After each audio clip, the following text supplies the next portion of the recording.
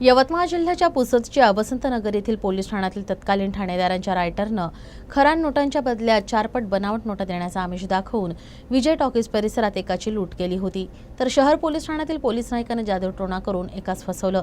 या दोनही पोलीस कर्मचाऱ्यांना सेवेतून बडतर्फ करण्यात आला आहे। युवराज जाधव आणि रवींद्र रामचंद्र कपिले अशी बडतर्फ पोलीस कर्मचाऱ्यांची नावे आहे। वसंतनगर पोलीस ठाणे अंतर्गत येत असलेल्या विजय टॉकीज जवळील रोडवर 26 जानेवारी 2023 रोजी सायंकाळी 6:30 वाजताच्या दरम्यान 4 लाख रुपयांच्या मोबदल्यात 16 लाख रुपयांच्या नकली नोटांचा आमिष दाखवून लुटण्यात आलं होतं।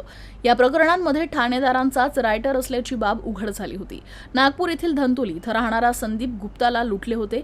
या प्रकरणात पोलीस देखील सामील असल्याचा उल्लेख तक्रारीत करण्यात आला होता। तर ठाणे जिल्ह्यातील डोंबिवली येथील प्रवीण निवृत्त शेरकर यांना जादूटोण्याचा आमिष दाखवून टप्प्याटप्प्यानं 23,14,549 रुपयांनी गंडा घालण्यात आला होता। 16,50,000 रुपयांचे RTGS केले होते। या संदर्भात नांदेड जिल्ह्यातील माहूर पोलीस ठाण्यात 10 ऑक्टोबर 2021 रोजी विश्वजित रामचंद्र कपिले, रवी रामचंद्र कपिले, कैलास रामचंद्र कपिले आणि सारिका रवी कपिले यांच्या विरुद्ध गुन्हा दाखल करण्यात आला होता।